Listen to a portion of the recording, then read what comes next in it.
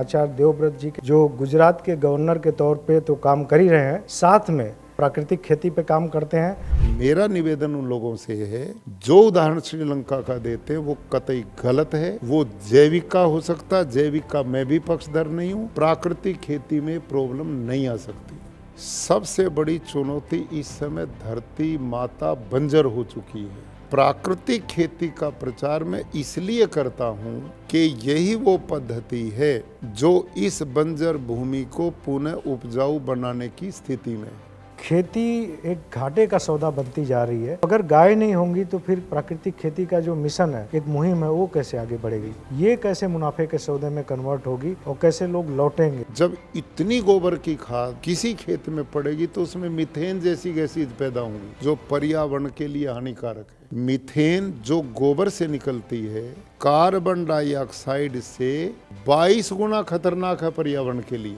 देसी गाय के 1 ग्राम गोबर में 300 करोड़ से भी ज्यादा सूक्ष्म जीवाणु। 1 ग्राम गोबर? 1 ग्राम गोबर में। और वो एक तरह के नहीं है, वो सैकड़ों प्रकार के। और गाय का गोमूत्र जो है वो खनिज का भंडार है और खेती में किसी भी प्रकार के रोग को आने से रोकने की क्षमता रखता है। और भारत सरकार, प्रदेश सरकारें पिछले 20-30 साल से जैविक खेती का प्रचार करती रही, लेकिन वो किसानों में लोकप्रिय नहीं हुआ। कारण उसमें उत्पादन कम हो जाता है, मेहनत कम होती नहीं, खर्चा कम होता नहीं। तो किसान प्राकृतिक खेती और जैविक खेती को एक मानते हुए हमारे से भय खाते हैं।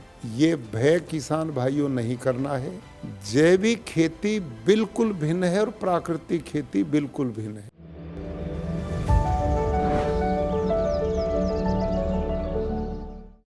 आज हमारी थाली में जो भोजन है वो हमें जीवन दे रहा है या फिर हमें धीरे धीरे बीमार कर रहा है? खेती में रसायनों का अत्यधिक इस्तेमाल सिर्फ ज़मीन को बंजर नहीं बना रहा, बल्कि हमारे स्वास्थ्य को भी एक संकट में डाल दिया है। इस संकट की घड़ी में भी वो उम्मीद की किरण हमें दिखाई देती है आचार्य देवव्रत जी के रूप में, जो गुजरात के गवर्नर के तौर पे तो काम कर ही रहे हैं, साथ में रोज़ाना की फाइलों को निपटाने के अलावा वो प्राकृतिक खेती पे काम करते हैं। एक मुहिम है जो लोगों को स्वस्थ रखने की मुहिम है, अच्छा खाना मुहैया कराने की मुहिम है। जिस धरती पे हम बैठे हैं कुरुक्षेत्र की धरती है, जहां भगवान कृष्ण ने कर्मयोग का संदेश दिया था। उसी धरती से आचार्य जी ने एक ऐसा संदेश दिया खेती बाड़ी को लेकर के जिससे पूरे देश को लाभ मिलेगा। हर कोई चाहता है कि अच्छा भोजन मिले, लेकिन जो केमिकल का इस्तेमाल है, पेस्टिसाइड का इस्तेमाल है, उसकी वजह से उसकी वो इच्छा पूरी नहीं हो पाती। तो इसमें आचार्य जी की एक बहुत बड़ी भूमिका है, लोगों को बदलने की, किसानों को बदलने की और अच्छा सेहतमंद खाना उपलब्ध करवाने की। मैं आपका स्वागत करूंगा हमारे पॉडकास्ट में, अन्नगाथा में। ये बहुत बड़ा सब्जेक्ट है और हर कोई परेशान है कि वो जो किसान खेती कर रहा वो भी चिंतित है, लेकिन वो जो जंजाल पूरा केमिकल का है उससे बाहर नहीं निकल पा रहा। आपने किस मंशा से शुरुआत की? 40 लाख लोग जुड़ चुके हैं। बाकी लोग, ये जो कारवां है ये आगे बढ़ने में कौन सी अभी आपको कठिनाई दिख रही है? कुशवाहा साहब, आपका बहुत मैं भी अभिनंदन करता हूं कि आप आज प्राकृतिक खेती के मिशन को देश के किसानों के बीच में आगे बढ़ाने के लिए आज के इस कार्यक्रम का आयोजन कर रहे हैं। आपने जो बात कही, इस समय पूरे भारत देश में भारत के यशस्वी प्रधानमंत्री श्रीमान नरेंद्र मोदी जी ने प्राकृतिक खेती को राष्ट्रीय प्राकृतिक कृषि मिशन बना दिया है जी। और पिछले कई वर्षों में प्राकृतिक खेती के प्रति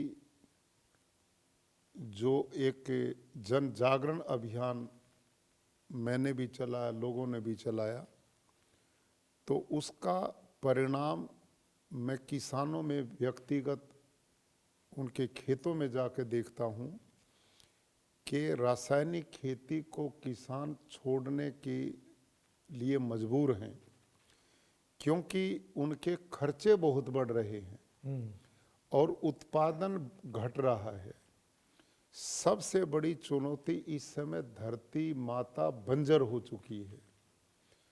कुशवाहा साहब जब हरित क्रांति का प्रारंभ हुआ 1960 में, डॉक्टर स्वामीनाथन और ऐसे साइंटिस्ट के द्वारा, तो वो समय की मांग थी, उसे इनकार नहीं किया जा सकता। और उन्होंने बहुत बड़ा एक अभियान देश की खाद्य आपूर्ति के लिए किया, जो बधाई के पात्र हैं।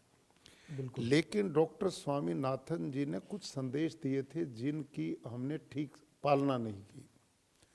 उस समय उन्होंने भारत की सारे देश की धरती के ऑर्गेनिक कार्बन की जांच की थी। जी। तो जो बोने वाली धरती थी भारत देश में, सारी ही भूमि का ऑर्गेनिक कार्बन 2 से 2.5% था। 2.5% था। हाँ, 2 से 2.5%, अर्थात जंगल की भूमि की तरह उपजाऊ थी उस समय धरती। लेकिन रासायनिक खेती शुरू की गई उत्पादन बढ़ाने के लिए। तो उस समय स्वामीनाथन ने 1 हेक्टेयर के लिए 13 केजी नाइट्रोजन डालने का प्रावधान किया था। जी। और 13 केजी 1 हेक्टेयर में नाइट्रोजन, यूरिया, डीएपी डालते थे तो बम्पर उत्पादन होता था। क्यों होता था? क्योंकि धरती का ऑर्गेनिक कार्बन इतना समृद्ध था, वो सपोर्ट करता था। वो सपोर्ट करता था। और ऑर्गेनिक कार्बन को बढ़ाने का काम करते हैं सूक्ष्म जीवाणु, बैक्टीरिया, जी। केचुआ, मित्र कीट। उनकी मात्रा बहुत ज्यादा धरती में थी। लेकिन हमने धीरे धीरे अपनी परंपरागत खेती जो थी वो छोड़ते चले गए, रासायनिक खेती की ओर बढ़ते चले गए। अब कुशवाहा साहब आज के दिन जहाँ हरियाणा पंजाब में हम बैठे हैं, यहाँ 1 एकड़ में एक साल में 13 बैग डाल रहा है किसान।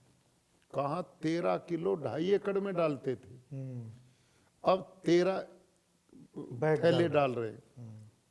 अब ये क्यों डालने पड़े ज्यादा?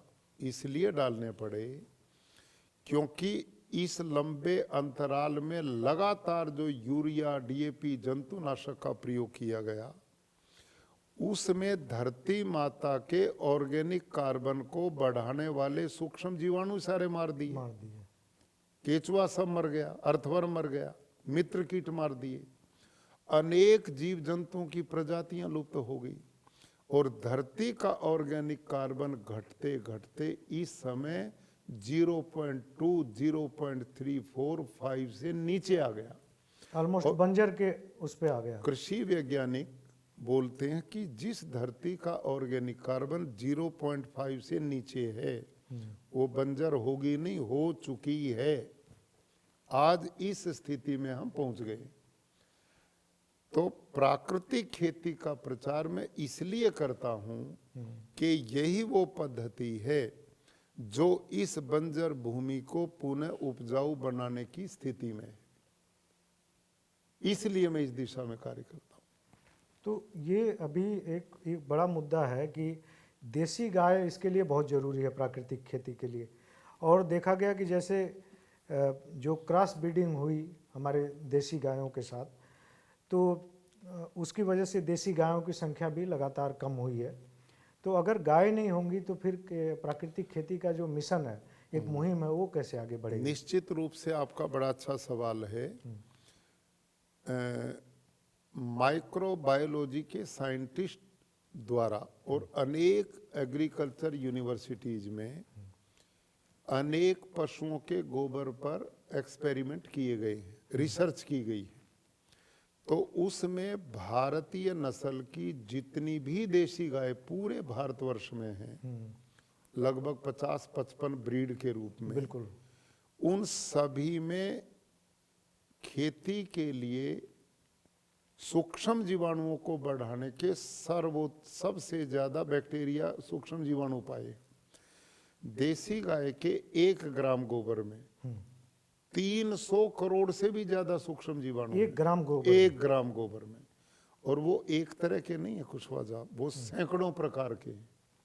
और गाय का गोमूत्र जो है वो खनिज का भंडार है और खेती में किसी भी प्रकार के रोग को आने से रोकने की क्षमता रखता है। अब देश में निश्चित रूप से क्रॉस ब्रीड के आने से देसी पशु कम हुए हैं, लेकिन इसके लिए भी हमें प्रसन्नता है कि भारत के माननीय प्रधानमंत्री जी ने पूरे देश में अब एक सेक्स सॉर्टेड सीमन की प्रणाली को टेक्नोलॉजी के आधार पर विकसित कराया है। बिल्कुल। अब उसमें क्या हो रहा है कि देश में हल की व्यवस्था तो अब किसान चलाता नहीं, हल बैल अब काम के रहे नहीं, तो उन्होंने इस सेक्स सॉर्टेड सीमन के द्वारा हमारी गाय हाई इल्डर बुल से जो सीमन तैयार है उनसे वो गर्भित कराई जाती हैं। वो गाय बछड़ी ही देती 90%। बिल्कुल। तो इससे गोधन तेजी से बढ़ने के रास्ते बने हैं।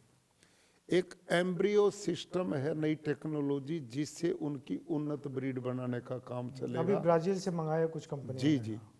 तो ये जो काम चला है, जो बीच में भारी अवरोध पैदा हुआ, ब्रीड की ओर ध्यान ही नहीं दिया गया बिल्कुल पिछले 50 साल में, और इन ब्रीडिंग हो गई सारी ब्रीड।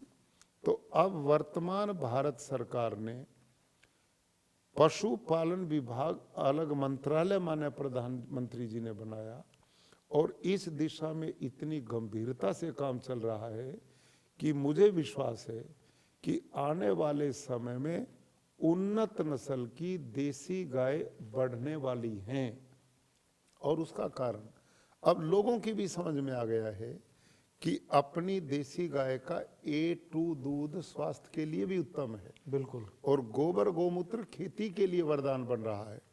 मैं अभी 23 तारीख को रोहतक के पास बहु अकबरपुर गांव है, मेरे पास अभी कुछ दिन पहले हरियाणा के 60-65 युवा जवान लड़के, वो केवल हरियाणा नस्ल की देसी गाय को ही बचाने के मिशन में काम कर रहे हैं। और मैंने स्पेशल उनके इस कार्यक्रम को स्वीकार किया और मैं स्वयं उसमें जाऊंगा। वो 15 से 18, 20, 22, 23 लीटर तक की देसी गाय उन्होंने मतलब उस दिन उनके शो होंगे, दिखाई जाएंगी। अब ऐसी गायों से अच्छे सांड तैयार हों, आगे एम्ब्रियो तैयार हों, इसके द्वारा सेक्स सीमन तैयार हों, तो आने वाले समय पर अच्छी दुधारू गाय जब लाभकारी हो जाएगी तो किसान उसे पालेगा भी, और दूध और गोमूत्र उसका अमृत तुल्य खेती में काम आएगा। और हमारे क्लाइमेटिक जोन के हिसाब से वो हैं, हमारे क्लाइमेट में, क्योंकि जर्सी कामयाब नहीं है, हम लोग खुद गाय पालते थे, तो उसमें पहले जर्सी जैसे जितनी गर्मी यहाँ होती है उस गर्मी में टिक नहीं पाती, हो जल्दी बीमार होती है। जो देसी गाय हैं वो बीमार नहीं होती। तो खैर ये एक नई उम्मीद है कि ये भी सब देसी गायों की संख्या बढ़ेगी और उसके जरिए प्राकृतिक खेती भी आगे बढ़ेगी। कुशवाहा साहब, मैं स्वयं गुरुकुल कुरुक्षेत्र में हमारे पास 450 गाय हैं, उसमें से 50% भारतीय नस्ल की देसी गाय। मैं 6 ब्रीड पे काम करता हूँ, साहिवाल, थारपारकर, राठी, गिर, हरियाणवी, लाल सिंधी। अच्छा। और मैंने अपनी गाय 15 लीटर से नीचे कोई नहीं है, और 18-20 लीटर तक एक दिन में दूध देने वाली गाय भारतीय नस्ल की देसी हमने बनाई। और अब धीरे धीरे इनको और उन्नत हम कर रहे हैं। तो आने वाला जो समय है, मुझे खुशी कि देश के युवाओं में प्राकृतिक खेती के प्रति बहुत अनुराग है, और भारतीय नस्ल की देसी गायों को भी वो प्रमोट कर रहे हैं, और भारत सरकार और प्रदेश सरकारें इसमें सहयोग कर रही हैं। इससे निश्चित रूप से आने वाले समय में देशी गौ संवर्धन का रास्ता प्रशस्त होगा। और इसमें एक आचार्य जी जो मैंने देखा है, अपने परिवार से ही बात करूंगा, जैसे मैं अगर अपने पिताजी को कहता हूं कि ये केमिकल आप छोड़ दीजिए, पेस्टिसाइड डालना छोड़ दीजिए, तो वो चाहते तो हैं कि छोड़ दें इसको, लेकिन एक अंदर से भय है कि कहीं ये छोड़ने के बाद इसका प्रोडक्शन घट ना जाए। और ये सिर्फ मेरे पिताजी की बात नहीं है, ये लाखों लाख किसानों की, हर मतलब ज़्यादातर किसानों से बात करने पे यही फियर है उनके अंदर, एक डर है कि ये कहीं ना घट गया तो क्या करेंगे हम। आपने बहुत अच्छा सवाल किया कुशवाहा साहब। मैं भी गांव में जाता हूं, पूरे देश भर के किसानों से मिलता हूं। किसानों में ये भय है कि यदि हम प्राकृतिक खेती शुरू करेंगे तो हमारा उत्पादन ना घट जाए। लेकिन मैं भारत के अपने सभी श्रोता किसान भाइयों से नम्रतापूर्वक निवेदन करता हूं कि आप इसको जैविक खेती ना समझें। जैविक खेती अलग है और प्राकृतिक खेती बिल्कुल भिन्न है। जैविक खेती मैंने भी की है और भारत सरकार, प्रदेश सरकारें पिछले 20-30 साल से जैविक खेती का प्रचार करती रही हैं। बिल्कुल कर रही हैं। लेकिन वो किसानों में लोकप्रिय नहीं हुआ। कारण उसमें उत्पादन कम हो जाता है, मेहनत कम होती नहीं, खर्चा कम होता नहीं। तो किसान प्राकृतिक खेती और जैविक खेती को एक मानते हुए हमारे से भय खाते हैं। ये भय किसान भाइयों नहीं करना है। जैविक खेती बिल्कुल भिन्न है और प्राकृतिक खेती बिल्कुल भिन्न है। वो अंतर एक बार आप अगर मैं बताते उसका चलेंगे। अंतर, बहुत अच्छा आपने पूछा। जैविक खेती क्या है? भारत देश में ये साइंटिस्ट की रिपोर्ट्स हैं, लोगों का पेट भरने के लिए 2 फसलें मुख्य योगदान देती, गेहूं और चावल। बिल्कुल। और कृषि वैज्ञानिकों का कहना है कि गेहूं और चावल का भरपूर उत्पादन प्रति एकड़ लेना है तो 1 एकड़ में 60 किलो नाइट्रोजन चाहिए। अब रासायनिक खेती जो लोग करते हैं, बाजार में जाते हैं, रासायनिक खाद खरीदते हैं, 1-2 महीने के अंतर से खेत में डालते हैं, 60 किलो पूरा कर देते हैं, उपज भी पूरी हो जाती है और 60 किलो नाइट्रोजन मिल जाता है। लेकिन यदि जैविक खेती में हमने 60 किलो नाइट्रोजन पूरा करना तो कैसे होगा? कृषि वैज्ञानिक बताते हैं कि गोबर की 1 टन गोबर की खाद में 1 टन गोबर की खाद में 2 किलो नाइट्रोजन है और हमें चाहिए 60 किलो। तो इसका मतलब 300 क्विंटल गोबर की खाद 1 एकड़ में पड़ेगी तो 60 किलो नाइट्रोजन पूरा होगा। अब मैं पूछना चाहता हूं, क्या आज देश में इतना पशुधन बचा है कि प्रति एकड़ 300 क्विंटल गोबर की खाद कोई डाल सके? नहीं डाल सकेगा। नंबर 1, ये जैविक खेती। कोई किसान यदि प्रयास करे भी कि मैं इतना 300 क्विंटल गोबर की खाद 60 किलो नाइट्रोजन पूरा करने के लिए डाल दूंगा, तो कितना पशुधन चाहिए? कम से कम 40-50, 300 क्विंटल गोबर के लिए। और उसकी लेयर जो बनेगी वो अलग। हाँ, किसान 1 एकड़ 50-60 पशु पालेगा या परिवार पालेगा? ये व्यवहारिक ही नहीं है, इसका नाम जैविक खेती। नंबर 3, जब इतनी गोबर की खाद किसी खेत में पड़ेगी तो उसमें मीथेन जैसी गैसेज पैदा होंगी जो पर्यावरण के लिए हानिकारक है। बिल्कुल। मीथेन जो गोबर से निकलती है, कार्बन डाइऑक्साइड से 22 गुना खतरनाक है पर्यावरण के लिए। तो जैविक खेती इस रूप में पर्यावरण के लिए भी हानिकारक है। 5वां, इतनी गोबर की खाद जब खेत में किसान डालता है, कुशवाहा साहब, उसमें बहुत खरपतवार पैदा होता है, वीड्स पैदा होता है। बिल्कुल। उसके निकालने में सारी लेबर लग जाती है। इसका ये दुष्परिणाम होता है। अगला, अब कृषि वैज्ञानिक मतलब जो जैविक खेती करते हैं वो बताते हैं कि आप यदि 300 क्विंटल गोबर की खाद प्रति एकड़ नहीं डाल सकते तो वही काम 150 क्विंटल वर्मी कंपोस्ट में भी हो जाता है। अच्छा, जैविक खेती। वर्मी कंपोस्ट क्या है? उसमें गड्ढे बनाते हैं, उसमें गोबर डालते हैं, उसमें जो केचुआ छोड़ते हैं वो भारत का नहीं, विदेशी है। वो केचुआ गोबर ही खाता, मिट्टी नहीं खाता। उसको बदलने में, बनाने में महीनों लगते हैं। फिर उसको छानते हैं, कितनी लेबर लगती है।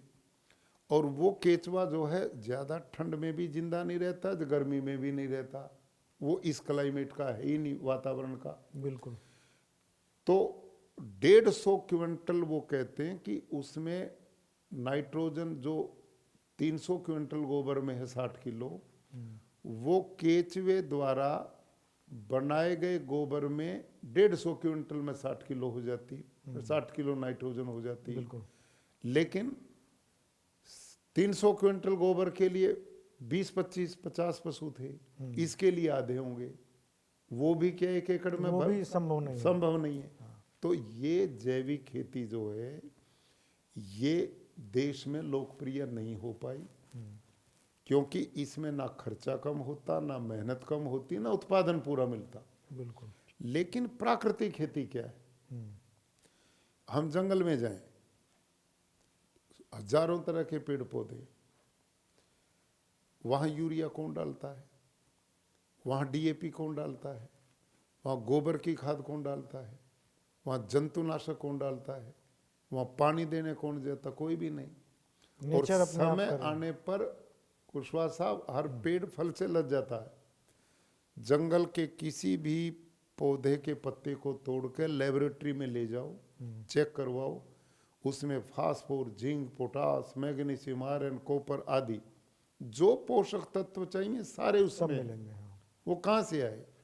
वो नेचर से आए। वहाँ हम जैसे समझदारों की पहुंच नहीं हुई है, वहाँ प्रकृति से छेड़छाड़ नहीं हुई है।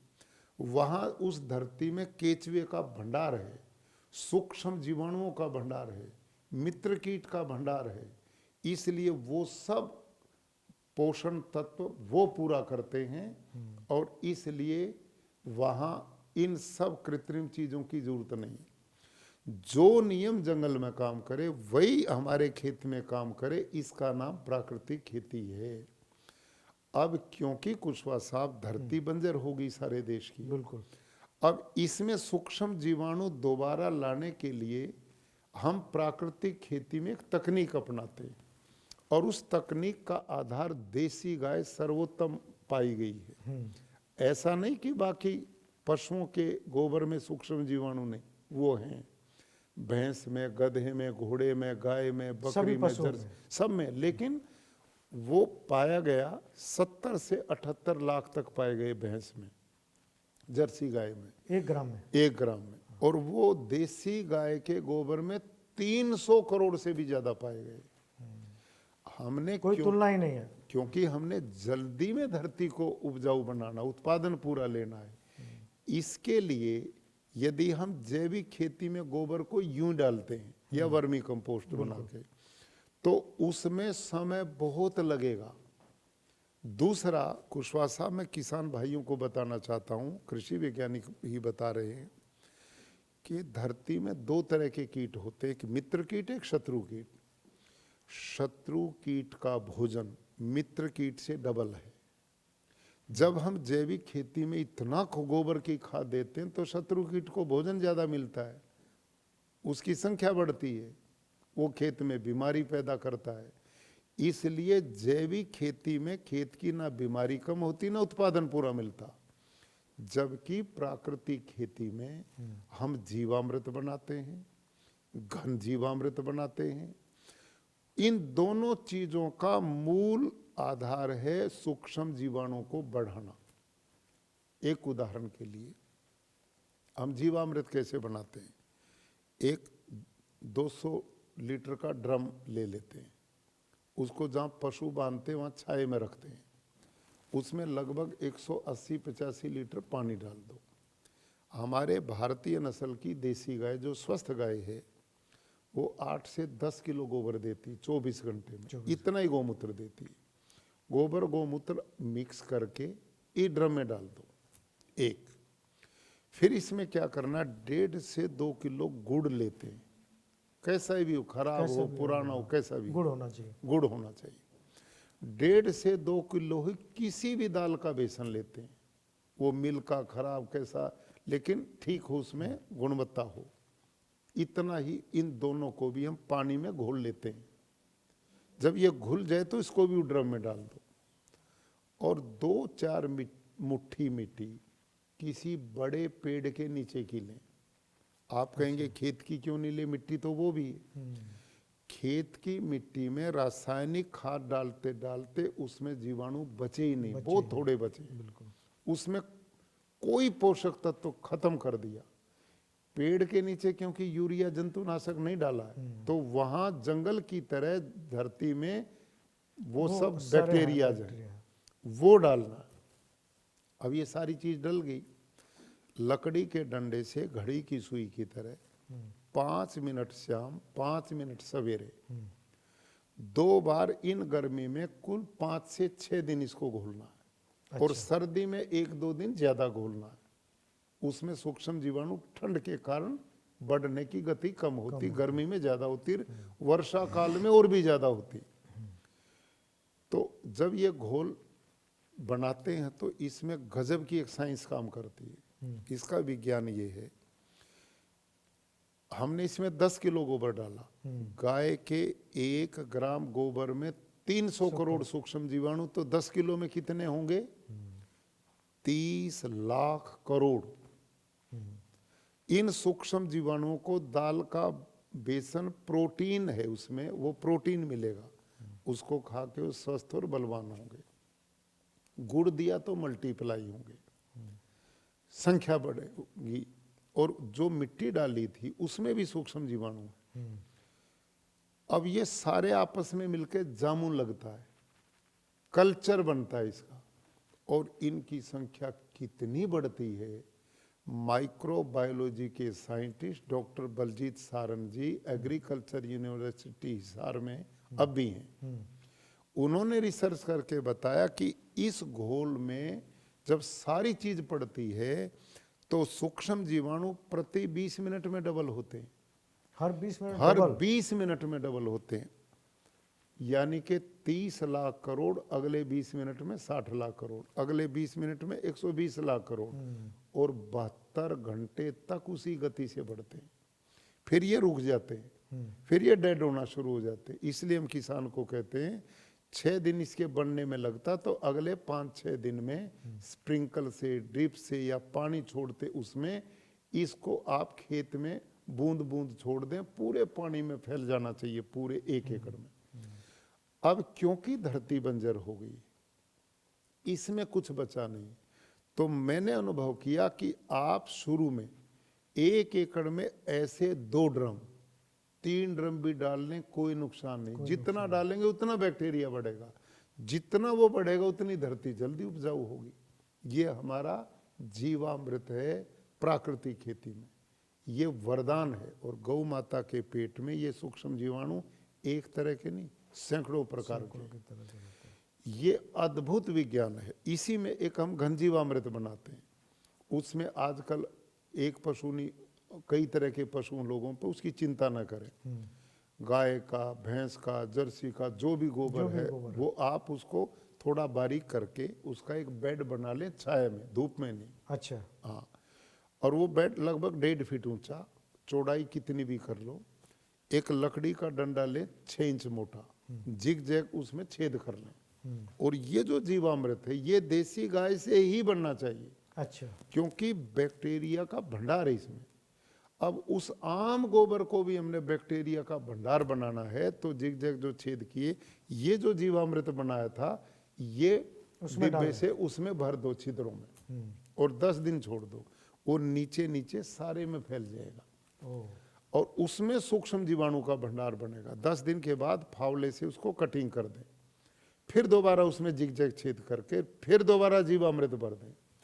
अगले 10-15 दिन में कुशवासा वो चाय की पत्ती की तरह बिल्कुल ब्लैक हो जाएगा। वो एक प्रकार से प्राकृतिक खेती का डीएपी बन जाएगा। उसमें अच्छा। इतना बैक्टीरिया, वो 6 महीने खराब नहीं होता।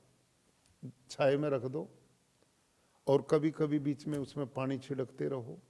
जब भी किसान फसल बोए उसको पहले बो करके फिर फसल लगाए।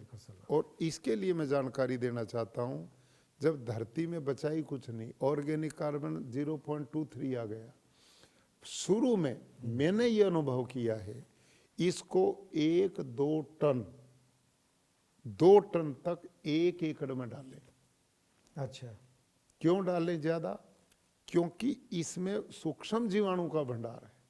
ये धरती में मिट्टी में जाकर सूक्ष्म जीवाणु एकदम बढ़ाएगा, उससे केचुआ भी आएगा, मित्र कीट आएंगे, धरती के ऑर्गेनिक कार्बन को तुरंत बढ़ाना शुरू करेंगे और हमारा उत्पादन की जो फसल बोएं, जब भी पानी दें जीवामृत उसमें डाल के दें, प्रति एकड़ 1 से 2 ड्रम तक डाल दें और 15 दिन में उसी जीवामृत का स्प्रे कर दें। आप देखना, ये लोग जो कहते हैं उत्पादन घटेगा, सवाल ही पैदा नहीं। मैं गुरुकुल कुरुक्षेत्र के 180 एकड़ में खेती करता हूं, आज आपको दिखाएंगे। वहाँ हमारा उत्पादन रासायनिक वालों से ज़्यादा होता है। और गुजरात में इस समय 8 लाख किसान प्राकृतिक खेती करते हैं। ऐसे भी किसान जो 1-1 एकड़ में 4-5-6 लाख रुपए तक प्राकृतिक खेती से कमाते हैं। इसमें उत्पादन नहीं घटता। जैविक खेती में हम सीधा गोबर डालते हैं, उसमें जो सूक्ष्म जीवाणु वो उतने नहीं बढ़ पाते जो हमारे सिस्टम में बढ़ते हैं, उससे इसमें हजारों गुना ज्यादा सूक्ष्म जीवाणु। और एक बात मैं बीच में कहूं जो किसानों की बड़ी समझ में आई, मेरे प्यारे किसान मित्रों, आप सबके घर में रसोई है, उसमें भोजन बनाने का सारा सामान है, उसमें चावल भी है, आटा भी है, दाल भी है, नमक भी है, घी तेल भी है, गैस भी है, भोजन बनाने का पूरा सामान है। लेकिन भोजन बनाने वाला ना हो तो क्या भोजन बन के अपने आप बाहर आएगा? नहीं आ सकता। भोजन बनाने वाला होगा तो वो सामान भोजन बनाने में उपयोगी होगा। बिल्कुल ठीक वैसी तरह आपके जो खेत की धरती माँ है, ये पौधे की रसोई है, उसका किचन है। इस धरती माता में phosphor, zinc, potash, magnesium, iron, copper आदि सब खनिज मौजूद हैं, लेकिन वो जड़वत हैं। वो अपने आप पौधे का भोजन नहीं बनते। जैसे रसोई में सारा सामान होते भी अपने आप भोजन नहीं बनता, इस धरती में जो खनिज है वो जड़वत है, वो अपने आप भोजन नहीं बनता। उसको तोड़ के खा के पौधे का भोजन बनाने का काम करते हैं केचुआ, करते हैं ये सूक्ष्म जीवाणु, मित्र कीट। ये जितने होंगे उतना ही पौधे का भोजन ज्यादा बनेगा, वो स्वस्थ और निरोग होगा। हमने रासायनिक खेती में सारे सूक्ष्म जीवाणु और केचुए मार दिए, इसलिए धरती बंजर हो गई। और इसीलिए 13 किलो की अपेक्षा 13 बैग एकड़ में डालने पर भी उत्पादन कम हो रहा है। और ये बढ़ेगा नहीं, आगे आने वाले समय पर घटेगा। और केवल ये नहीं होगा, इतना यूरिया, डीएपी, इतना जंतुनाशक आज पर्यावरण में जा रहा, पर्यावरण दूषित हो गया। नाइट्रस ऑक्साइड बिल्कुल यूरिया से फैलती है, पानी में आ रहा पूरा। यूरिया का नाइट्रोजन जब आकाश के ऑक्सीजन से मिलता तो नाइट्रस ऑक्साइड पैदा होती, जो कार्बन डाइऑक्साइड से 312 गुनी खतरनाक है पर्यावरण के लिए। हम देश में करोड़ों टन यूरिया साल में डालते हैं, तो कितना नाइट्रस ऑक्साइड पैदा करके हवा में देते हैं? 360 लाख टन की अभी प्रोजेक्शन है। आप ये देखिए, 360 लाख टन एक साल में यूरिया, एक साल में हम यूरिया डालते हैं। कितना नाइट्रस ऑक्साइड पैदा हुआ, पर्यावरण दूषित। नंबर 2, 30-40% पौधा लेता है, वो तने के द्वारा फल में गया, सब्जी में गया, हमारे दालों में गया, अनाजों में गया, वो हम खाते हैं। हमारे को, आपसे ही मैं सवाल करता हूँ, किसान भाइयों से करता हूँ, किसान भाइयों, पूरे देश में आज से 30-40 साल पहले कोई कैंसर नहीं जानता था, कोई हार्ट अटैक नहीं जानता था, कोई डायबिटीज नहीं जानता था, कोई पेनक्रियाज फेल होगी नहीं जानता था, किडनी फेल होगी नहीं जानता था, घुटने कोई नहीं बदलवाता था। आज इतनी बीमारियां आ गई, अस्पताल भरे पड़े हैं, कितना लाखों करोड़ उन पे खर्च होता है। ये सब प्रॉब्लम पहले नहीं थी, अब है। कारण के बिना कार्य नहीं होता। और आश्चर्य है, जिन जिन क्षेत्रों में ज्यादा रासायनिक प्रयोग हैं वहां ये बीमारियां ज्यादा पाई गई। भटिंडा से पंजाब में बीकानेर के लिए प्रतिदिन एक ट्रेन चलती, उसका कैंसर नाम ही एक्सप्रेस। कैंसर ट्रेन है। इतना कैंसर बढ़ रहा देश में। अच्छा, छोटे बच्चे कुशवाहा साहब, उसने धूम्रपान नहीं किया, कोई ड्रग्स नशे नहीं किए, कोई गलत खान पान नहीं, 8-7 साल के बच्चों को भी कैंसर, बिल्कुल बिल्कुल देखा। बीपी हो रहे हैं, किडनी फेल हो रही।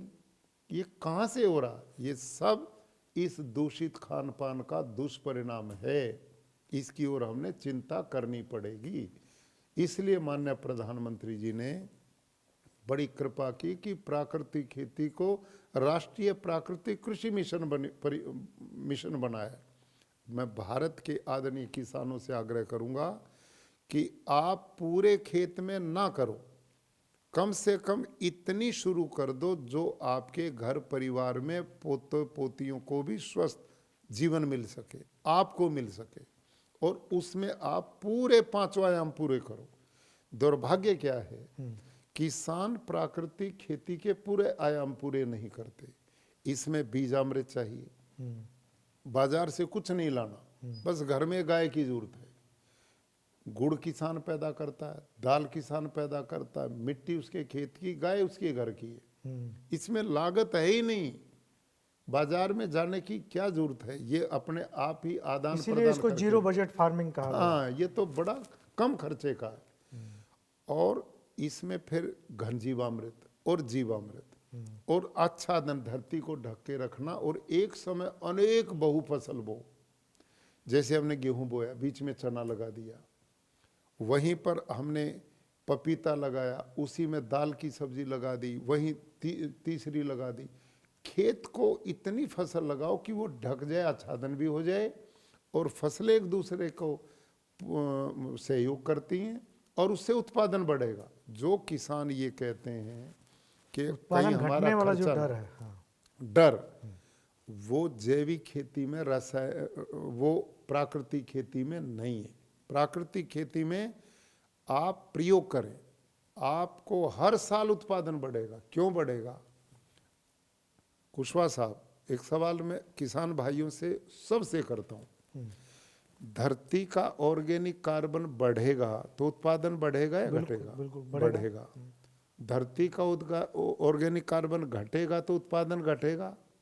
बिल्कुल। रासायनिक खेती से धरती का ऑर्गेनिक कार्बन हर साल घट रहा है। ये तो साइंटिफिक प्रूफ है, आगे। हाँ, और प्राकृतिक खेती पहले ही साल उसको बढ़ाना शुरू कर देती।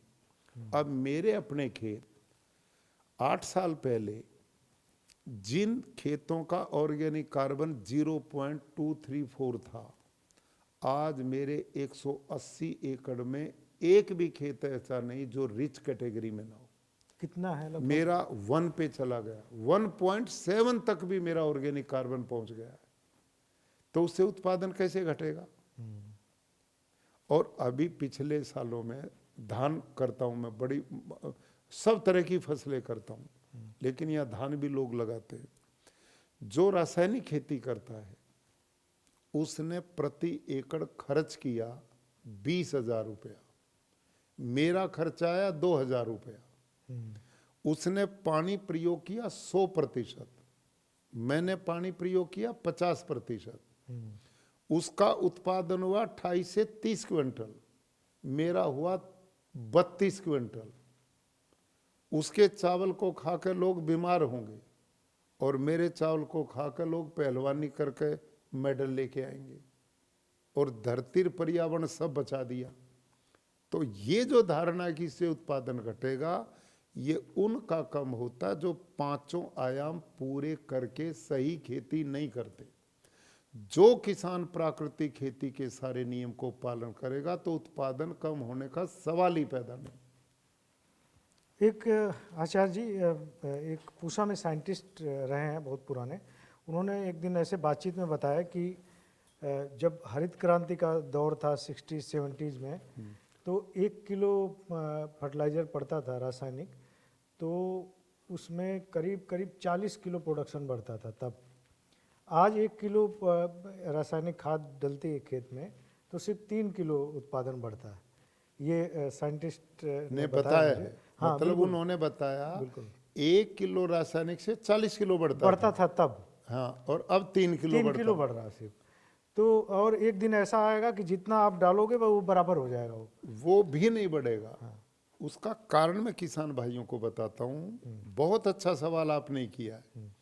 मेरे किसान मित्रों, जो यूरिया डीएपी हम फसल में डालते हैं वो सीधा पौधे का भोजन नहीं बनता, अपितु उस यूरिया डीएपी को पौधे के भोजन में बदलने का काम भी सूक्ष्म जीवाणु करते हैं। अब वो सूक्ष्म जीवाणु उस समय भारी मात्रा में थे, जो 1 किलो से 40 किलो प्रोडक्शन बढ़ाते थे, और आज वो 3 किलो पे आ गए कि वो भोजन बनाने वाले ही बचे नहीं, खत्म हो गए वो। खत्म हो गए। ये उसका कारण। ये उसका कारण है। हाँ, और इसको दोबारा वैसी स्टेज पे लाने का काम केवल प्राकृतिक खेती कर सकती है। देसी गौ माता का द्वारा ये जीवामृत, घन जीवामृत, आच्छादन ये कर सकता। यही कर सकता है। जी आचार्य जी, इसका जो मार्केट है, जैसे अब आप केमिकल फ्री चीज़ अगर पैदा करेंगे तो दोनों में अंतर होगा। केमिकल फ्री वाला अलग दाम चाहता है और जो केमिकल वाला है वो अलग दाम चाहता है। तो क्या इसका मार्केट तो अभी कहीं है नहीं। तो एक ये भी मुद्दा आता है कि अगर मार्केट नहीं है इसका नेचुरल प्रोडक्ट का, तो किसान कैसे आगे कदम अब बढ़ाएगा? देखिए कुशवाहा साहब, ये अच्छा सवाल आपका। गुजरात सरकार इसके लिए बहुत प्रयास करती है। माननीय प्रधानमंत्री जी के नेतृत्व में हमारे प्रदेश के मुख्यमंत्री, कृषि मंत्री, हमारा कृषि विभाग ने क्या किया, हमने पूरे गुजरात में हर जिला स्तर पर, हर तहसील स्तर पर हमने ऐसे स्थल मार्केट बनाई हैं कि किसान अपना प्रोडक्ट रविवार और गुरुवार, सप्ताह में 2 बार आते हैं। लोगों को भी पता लग गया और किसान को भी, आते ही 1-2 घंटे में बेच के चले जाते हैं नेचुरल। हाँ, और आश्चर्य ये है, कितने किसान हमारे ऐसे हो गए, उनको बाजार में लाना नहीं पड़ता, उपभोक्ता खेत में से जाके ले आता है। आज कैंसर से नहीं कोई मरना चाहता। फैमिली फार्मर वाला कॉन्सेप्ट है। बिल्कुल, बल्कि हमने तो एक नारा दिया मैंने कि अब फैमिली डॉक्टर मत ढूंढो, यदि जीना है सुखपूर्वक तो फैमिली प्राकृतिक किसान ढूंढो, जो प्राकृतिक खेती करने वाले किसान हैं। और ये मिशन हमारे यहाँ बड़ी तेजी से चला है। अब उनके उत्पाद बेचने की दिक्कत नहीं, और ये सिस्टम पूरे प्रदेश में, देश में चलेगा। आवश्यकता आविष्कार की जननी होती, डिमांड बढ़ेगी तो सप्लाई आएगी। और अब इसका प्रचार तेजी से लोगों को भी पता लगा कोरोना के बाद कि हमारे प्राकृतिक उत्पाद कैसे हमारी जीवनी शक्ति को बढ़ा सकते हैं, हमारे रोग से लड़ने की शक्ति बढ़ा सकते हैं, तो वो प्राकृतिक खेती में ही। तो ये सिर्फ गुजरात से, मैं उम्मीद करता हूँ कि बाकी राज्य भी इस मॉडल को वो करेंगे, अपनाएंगे। अपने यहाँ अपनाएंगे तो अच्छा रहेगा। क्योंकि ये जो किसान है, वो किसान का भी दर्द है कि उसका वो अच्छा दाम नहीं मिलता, कंज्यूमर चाहता है अच्छा प्रोडक्ट मिले। तो दोनों जब अगर मिलेंगे, ये फैमिली डॉक्टर की बजाय फैमिली फार्मर वाला जो कॉन्सेप्ट है वो आएगा, तो जा कर के काम बनेगा। एक आचार्य जी, एक बहुत बड़ा मुद्दा है ये। कई बार मैं कृषि क्षेत्र में लंबे समय से काम कर रहा हूँ, तो काफ़ी इसमें डिबेट भी होती है कि अब 2.5 लाख करोड़ रुपए तक की सब्सिडी पहुँच गई है केमिकल फर्टिलाइज़र की। तो सिर्फ सब्सिडी है, टोटल कॉस्ट तो बहुत ज़्यादा है। ये तो सिर्फ सब्सिडी है जो सरकार किसानों को सस्ता उर्वरक उपलब्ध कराने के लिए देती है। तो जब केमिकल फार्मिंग के लिए सरकार दे सकती है, तो क्यों नहीं ये जो केमिकल फ्री फार्मिंग है उसके लिए भी ये हो कि जो भी किसान केमिकल फ्री फार्मिंग कर रहा उसको कुछ इंसेंटिव मिले, कुछ मोटिवेशन के लिए कोई रकम मिले उसकी। कुशवाहा साहब, सब किसानों की जानकारी के लिए, अब क्योंकि प्रधानमंत्री जी ने इसको राष्ट्रीय प्राकृतिक कृषि मिशन बनाया है, तो उसमें ऐसा प्रावधान अभी भारत की कृषि विभाग ने बनाया है। अच्छा। उसमें किसान को पहले 2 साल के लिए, 3 साल के लिए वो कुछ राशि देते हैं, 8-10 हजार रुपया प्रति एकड़ दे रहे हैं, ताकि उसको थोड़ा समझने में जो प्रोडक्शन का खतरा हो उसकी भी पूर्ति का रास्ता किया है। हमने गुजरात में डांग एक जिला है आदिवासी क्षेत्र, उसमें यही तरीका अपनाया। उनको 10-12 हजार रुपये प्रति एकड़ 3 साल दिया और उनको ट्रेनिंग दी सपोर्ट के तौर पर। हाँ, और अब पूरा जिला प्राकृतिक जिला हो गया। वहाँ एक बूंद भी यूरिया, डीएपी, जंतुनाशक बेच ही नहीं सकता कोई। और वहाँ के उत्पाद दुनिया लेने के लिए आती है, किसान बड़े खुश हैं। और ये सिस्टम पूरे गुजरात में धीरे धीरे लोगों को इस दिशा में बढ़ा रहे हैं। और हमारे कृषि मंत्री, मुख्यमंत्री बहुत मनोयोग से इस मिशन को आगे बढ़ा रहे हैं। ये आपने गुजरात की बात की कि एक पूरा जिला हो गया है। हरियाणा में भी पीछे आप ही की प्रेरणा से वो हुआ कि एक घोषणा हुई थी कि भाई प्राकृतिक खेती में लोग जुड़ें, रजिस्टर्ड कराएं, और अगर लगता है कि भाई किसी को ये खतरा लगता है कि भाई वो नुकसान हो जाएगा तो 3 साल तक हम भरपाई करें। तो ये कोई नेशनल लेवल पे भी इस तरह की पॉलिसी बनाने की जरूरत? हाँ, निश्चित रूप से वो बना दी है उन्होंने। अब कृषि विभाग ने ऐसा मतलब वो सहयोग कर रहे हैं, जो प्राकृतिक खेती करेंगे उनके गाय खरीदने के लिए सरकार कुछ सहयोग कर रही है, उनके चारे के लिए सहयोग कर रही है।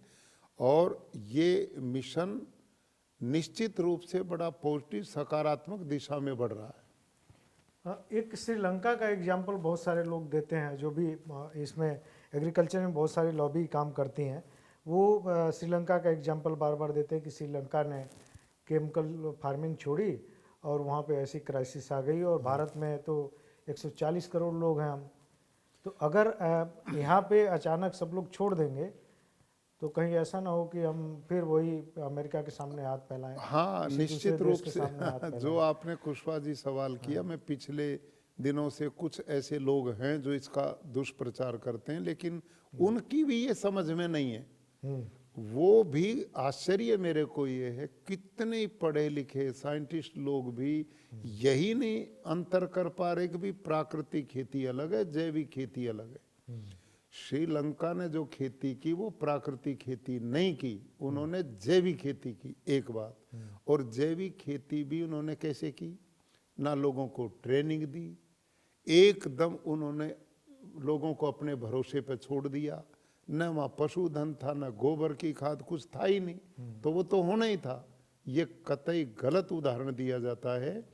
वो उदाहरण वो क्यों नहीं देते हमारे खेतों में जाके, जो हमारे प्राकृतिक किसान करते हैं।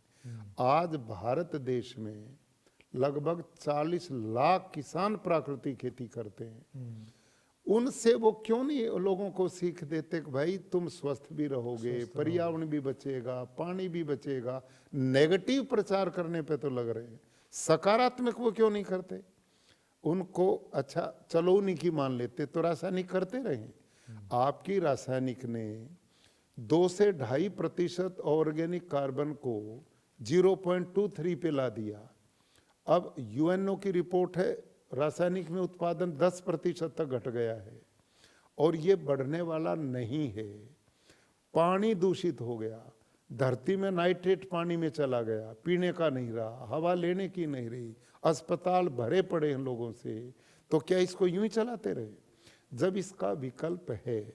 और दूसरी बात, एकदम मेरे कहने से, आपके कहने से देश थोड़ा ही एक दिन में प्राकृतिक हो जाएगा, इसमें धीरे धीरे समय लगेगा। हम ये कहते हैं आप पूरे खेत में मत करो, आप अपने टोटल जमीन के 4/5 हिस्से में करो, आप अपने परिवार के लिए करो और पूरे 5 आयाम पूरे करके करो। जब आपको लगेगा हमारी जमीन भी अच्छी हो गई, वहाँ केचुआ दिखने लग गया, सूक्ष्म जीवाणु का भंडार बन गया, ऑर्गेनिक कार्बन बढ़ गया, उत्पादन भी कम नहीं हुआ, तो क्या दिक्कत है जिसके करने में?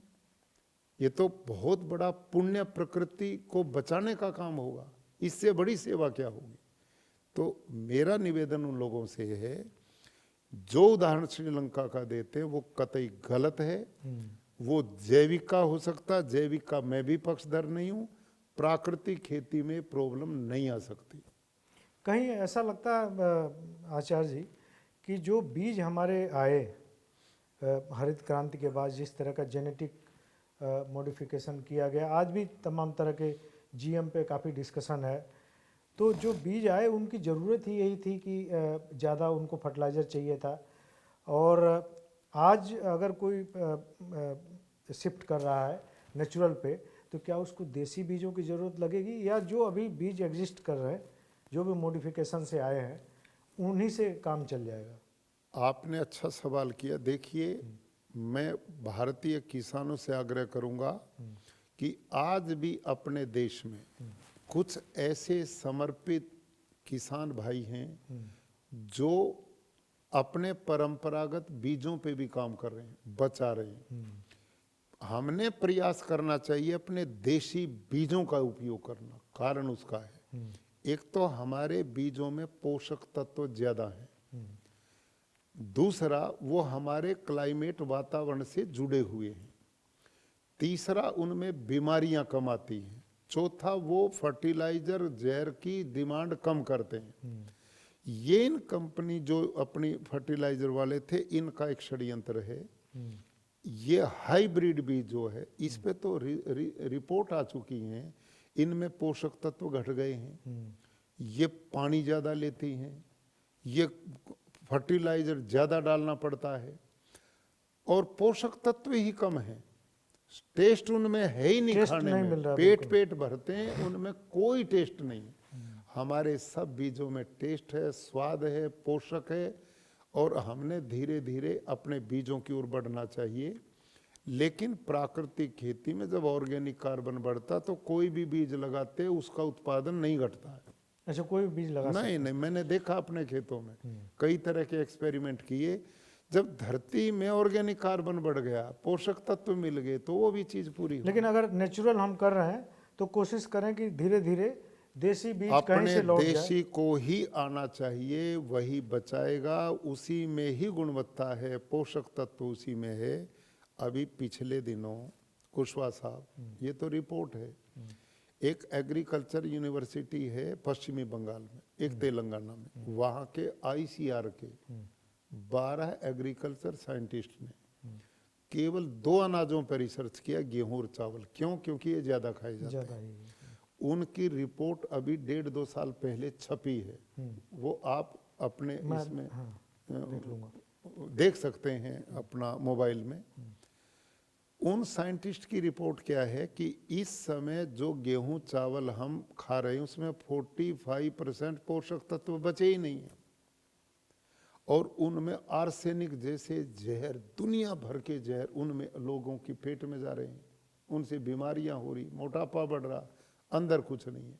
और उसका कारण दिया उन्होंने, हाइब्रिड बीज और ज्यादा कीटनाशक और यूरिया का प्रयोग। मान रहे हैं, रिपोर्ट्स हैं दुनिया भर में। जब ऐसे उदाहरण हैं, तो क्या हमने भावी पीढ़ी को बचाने के लिए, अपने स्वास्थ्य, पर्यावरण, पानी को बचाने के लिए अभी से प्रयास प्राकृतिक खेती का क्या नहीं करना चाहिए? जरूर करना चाहिए। जो मेरे किसान भाई इस दिशा में बढ़ रहे हैं, उनका मैं अभिनंदन और स्वागत करता हूँ। आचार्य जी, अभी जो बीजों की बात हुई, बीजों में तो अभी मैं पढ़ रहा था कहीं कि कुछ कंपनियां इस तरह की कॉन्स्पिरेसी कर रही हैं कि टर्मिनेटर जीन उसमें डाला जाए, जो बीज दोबारा वो बीज बने, वो जो फसल पैदा होगी वो बीज बनेगा ही नहीं, वो बाज बीज पैदा होगा। अभी तो जो भी हाइब्रिड है वो उसका कुछ प्रोडक्शन हो जाता है। ये कोशिश चल रही, भारत ने खैर प्रतिबंध इस पे लगाया है, भारत और ब्राज़ील सहित कई देशों ने, कि हम इसको नहीं लेंगे।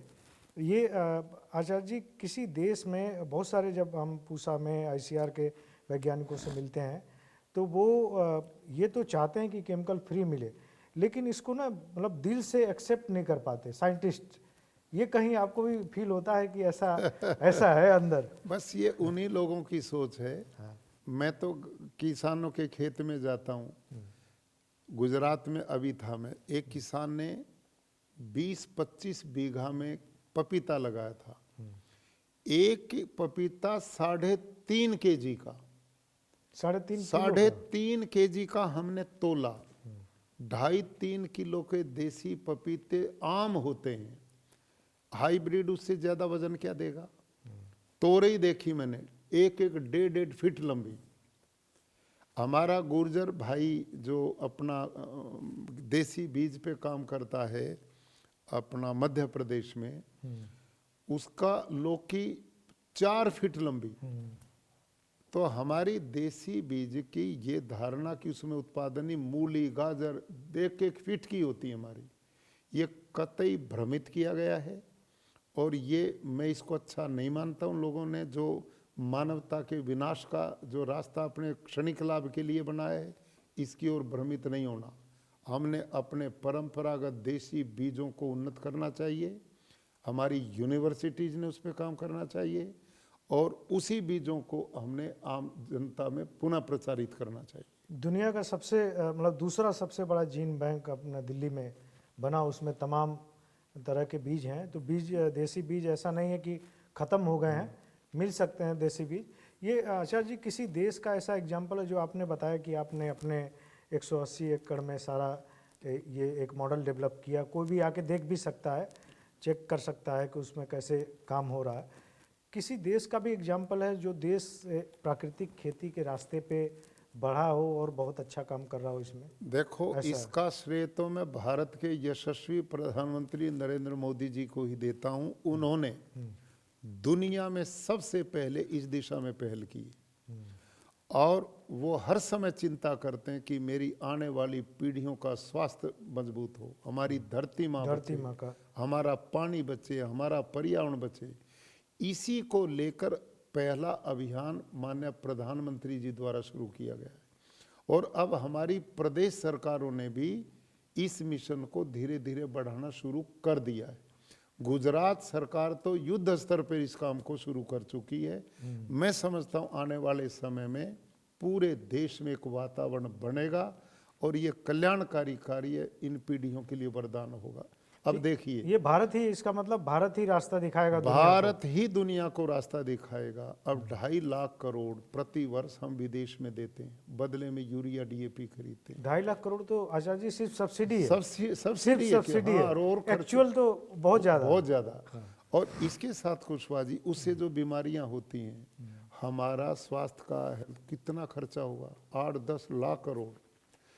माननीय प्रधानमंत्री जी इस देश की आने वाली पीढ़ियों के लिए आत्मनिर्भर भारत बनाने के लिए रात दिन काम करते हैं और विकसित भारत के लिए कर रहे हैं। यदि हम किसान मिलके इसको प्राकृतिक कर दें तो ये स्वास्थ्य का और इसका मिलके 10-12 लाख करोड़ एक साल में बचा दें तो विकसित भारत कितनी स्पीड से होगा?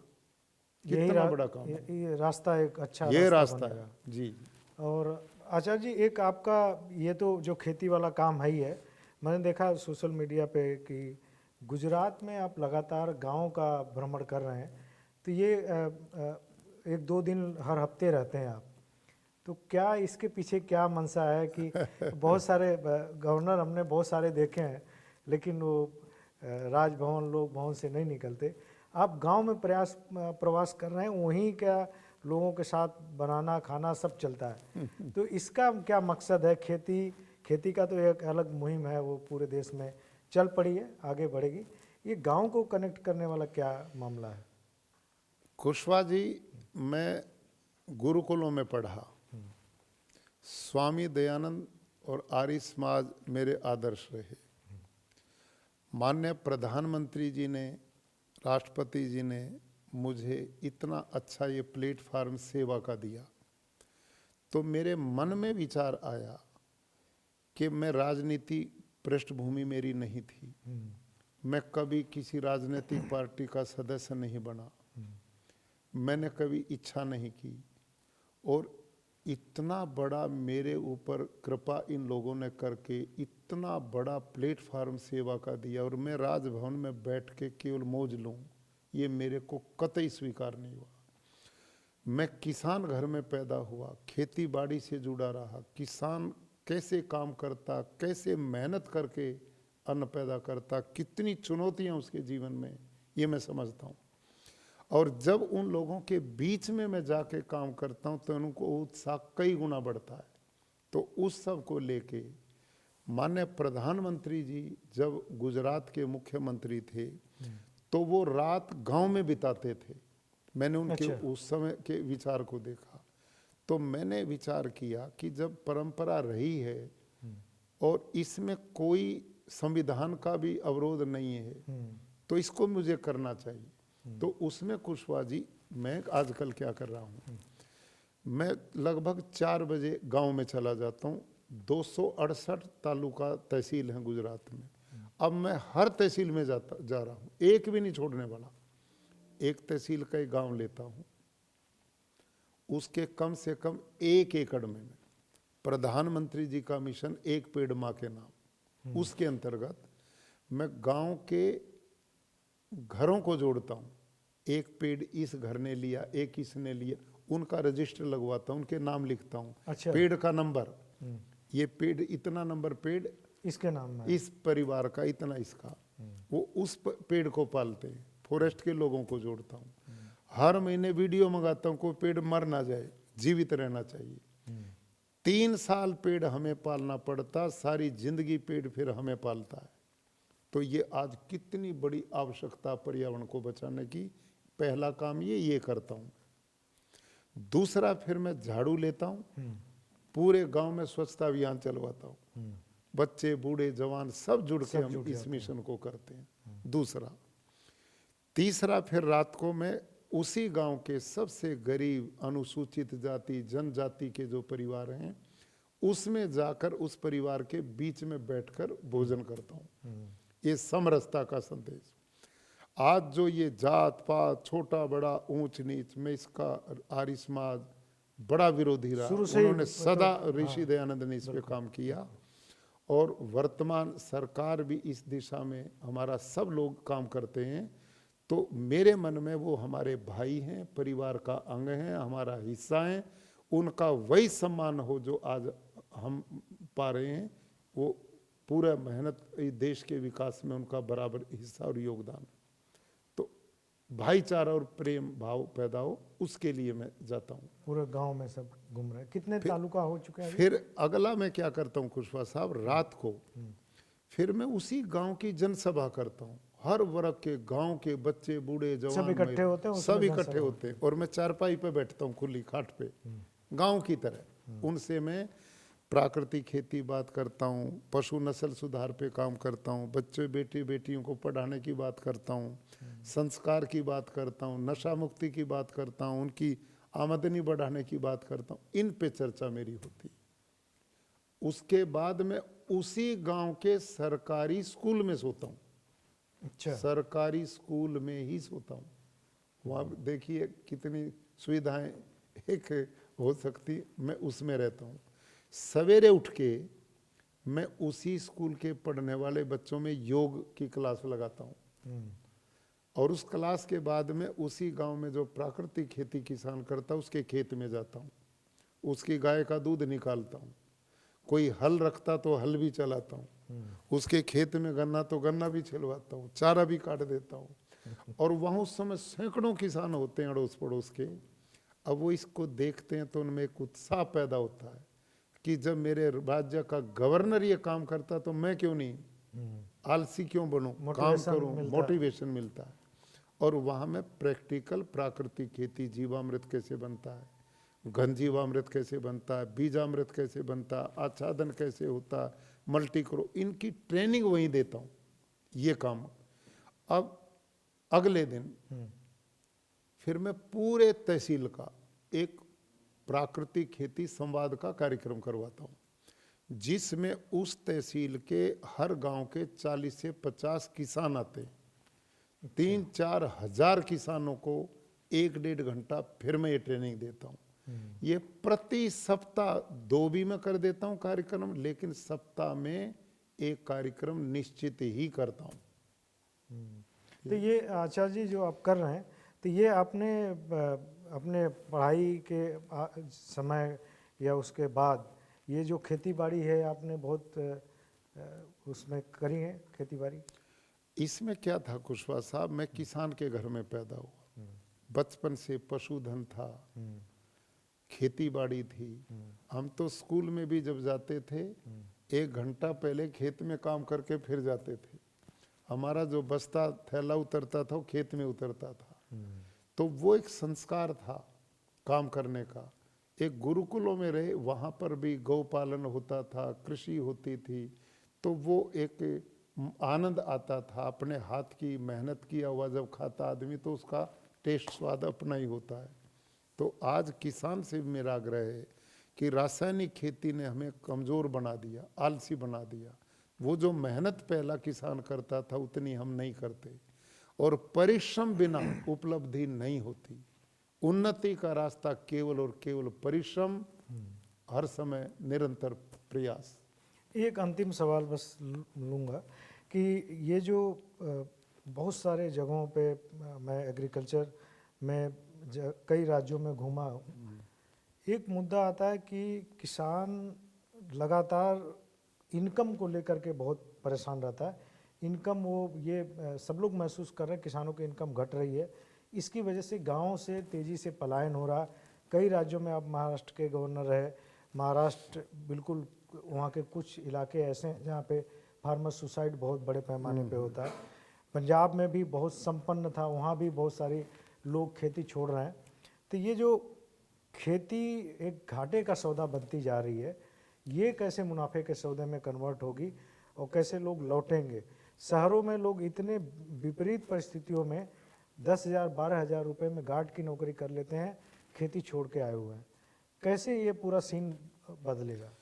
कुशवाहा साहब, बड़ा चुनौतीपूर्ण प्रश्न है, सच्चाई है, लेकिन मैंने अनुभव किया यदि किसान खेती के साथ पशुपालन भी करे, और पशुपालन भी आज की टेक्नोलॉजी के हिसाब से उन्नत ब्रीड के पशु, उन्नत। अब आप हमारी गौशाला देखना, इसमें मेरी गाय, देसी गाय 14, 15, 20 लीटर तक देती हैं, और मेरी दूसरी गाय 40, 50, 55 लीटर तक एक दिन में दूध देती है। अब पशुधन, ये दूध की इनकम हो जाए और इसके साथ बच्चे स्वस्थ भी रहेंगे, दूध अपना होगा, देश के लोगों को दूध पवित्रता से पिला पाएंगे, और उसके गोबर गोमूत्र से प्राकृतिक खेती करे और विधिवत करे।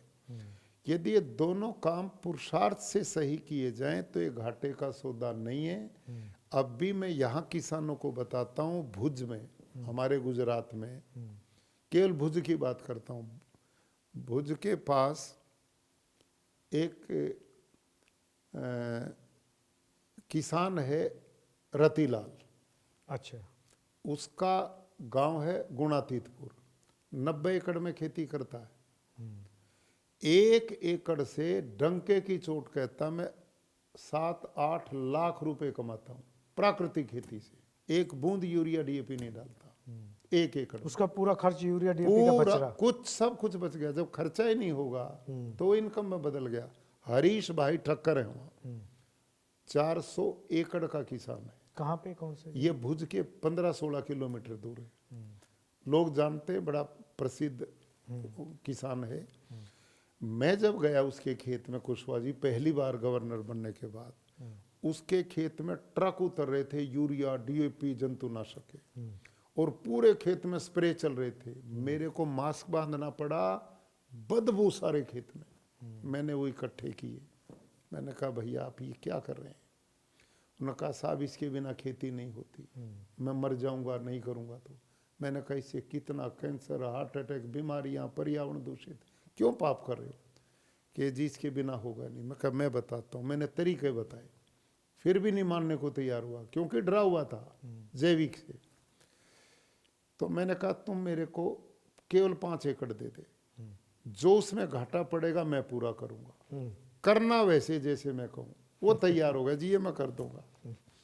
उसने वैसा किया। आज अपना एक फार्म, गौशाला बना ली। मैंने नहीं कहा, उस पे जीवामृत का बड़ा प्लांट बनाया।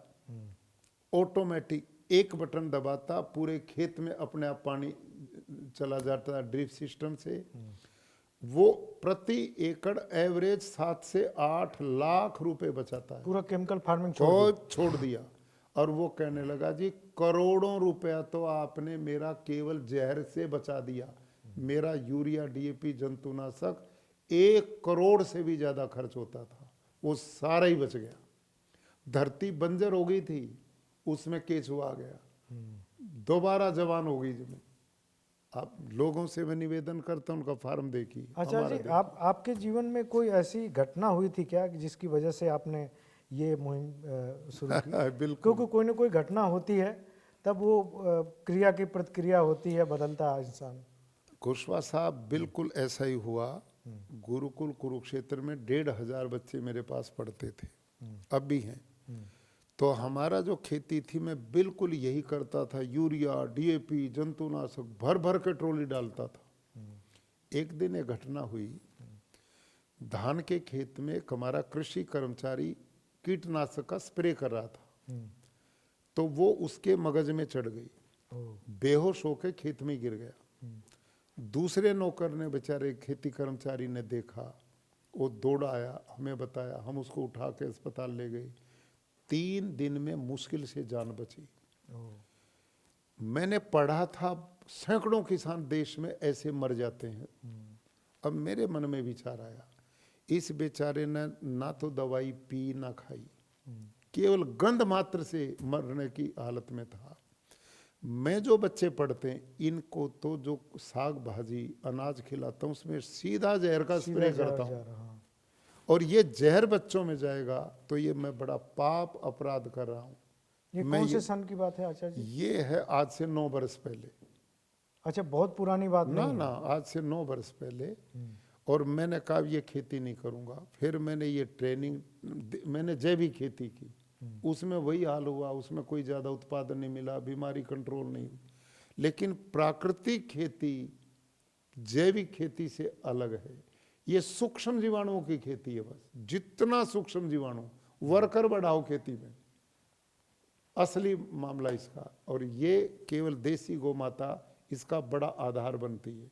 बाकी गोबर भी घन जीवामृत में प्रयोग करें, लेकिन जीवामृत केवल देसी गाय का ही होगा तो लाभकारी होगा।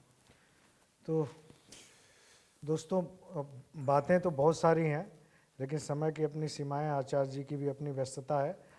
तो बात प्राकृतिक खेती पे बहुत सारी हो सकती, बहुत सारे लोगों के सवाल है, लेकिन मैंने कोशिश की जो आम किसान बात करता है, जिस उसके मन में जो जिज्ञासा आती है इसको लेकर के, इसके लेकर के जो डर है, उसके बारे में भी बातचीत की।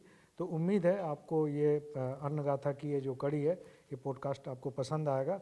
और आचार्य जी, आपका बहुत बहुत धन्यवाद कि आपने हमें वक्त दिया। धन्यवाद कुशवाहा साहब, किसानों के लिए कुछ प्रेरणादायक बात कर पाए। बहुत शुक्रिया सर, धन्यवाद।